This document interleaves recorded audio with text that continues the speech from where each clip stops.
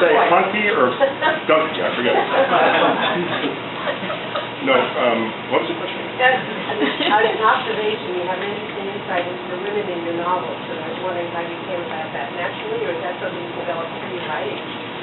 The question's actually very good, and I'm sorry to make fun, but That's okay.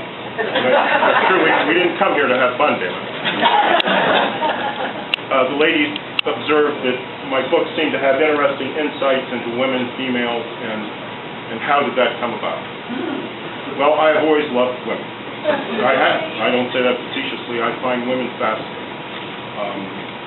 Perhaps it's biased, chauvinistic, but I believe that we think very differently. We certainly behave very differently. Certainly under,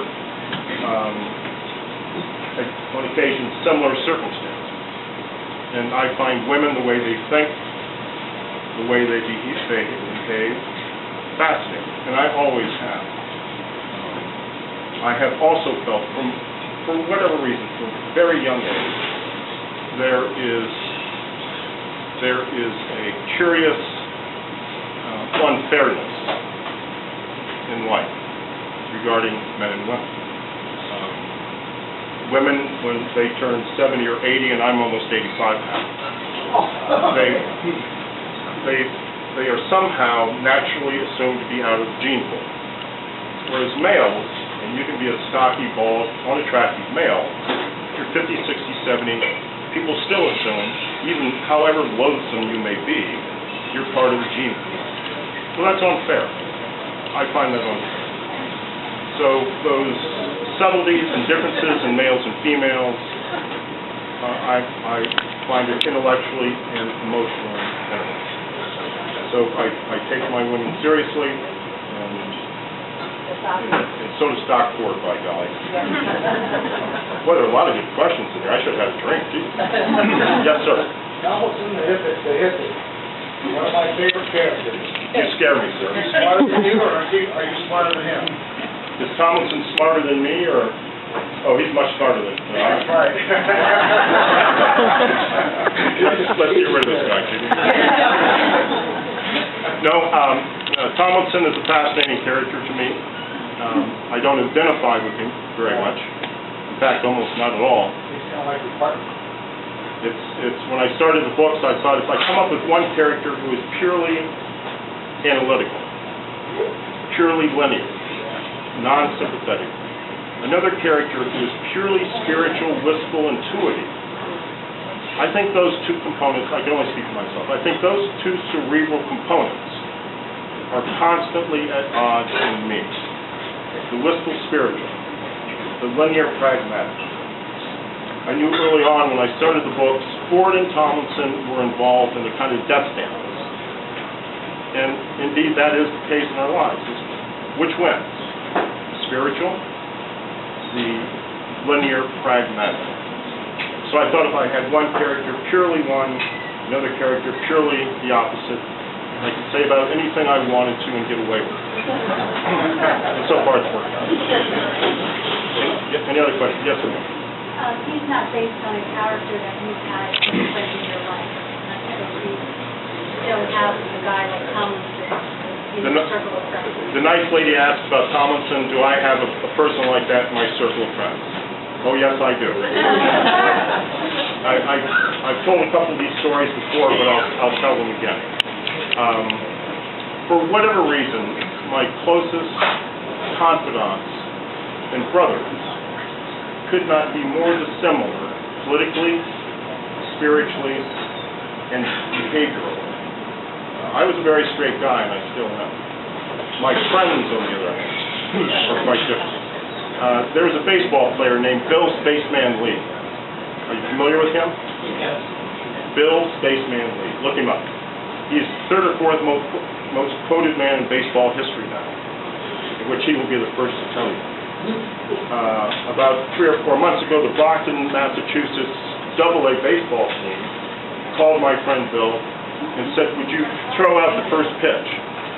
And Bill said, no, but I'll pitch the damn game for you. He's 63 years old. Well, guess what? They signed him to a 1-game contract. He pitched, and he won 5-3. He'll be in the Hall of Fame because of it. He's an incredible guy. I call him a triple left-hander. Some people are left-handed. They're different.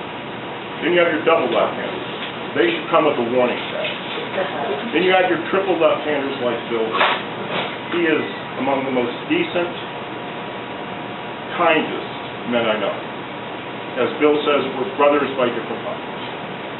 But the way he has of thinking, it's so convoluted, so different, it's beyond my understanding.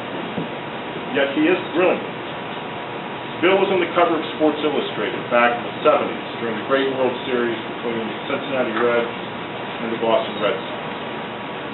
They don't call Bill Spaceman Lee Spaceman because he works for NASA.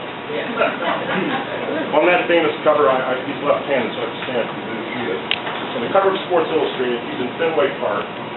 He's on the pitching mound. He's in full windup like this, and he's wearing a spacesuit with oxygen and a beanie cap. This is true. One of the most famous covers in SI history. In the course of that interview, the writer asked Bill, she said, "Do you think there's a drug problem in Major League Baseball?" And Bill said, "No, it's great. I can get anything I want." And the writer said, "Are you telling me you smoke marijuana?" And Bill, even though he's a triple left-hander, realized he's misspoken. He said, "No, I don't smoke it, man. That's illegal. But every morning I sprinkle like an ounce on my weed. And it purifies it." He really said that.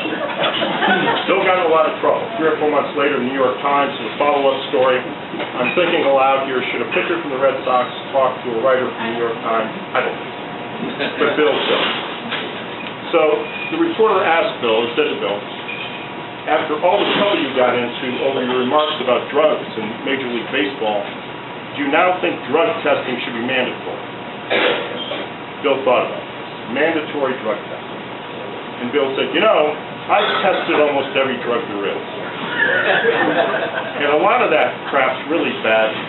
No one should make you. It should not be mandatory. You know, leave the testing." Do you see how differently he thinks? See, his official voting residence is my home on Pine Island. And I never know when he's going to be there, but I always know when he has been there. For instance, some years back, bay shrimpers used to keep their boats at my dock on Pine Island. In payment, they would go into my house, which... Has anyone here not been to my house on Pine Island? In those days, it was never left. So the shrimpers would go into my kitchen and they would put shrimp in the freezer as payment. These lovely pink, fresh bay shrimp. Delicious. I got home from some trip and I realized Bill had been there. Perfectly neat place. He's very fastidious, loves to cook. There are herbs and organic things everywhere. All the garbage has been taken out. Bill Lee has been at our house. So, for whatever reason, a couple of sheriff's deputies stopped by my house to chat. My dad was a cop, I'm very comfortable. And we're chatting.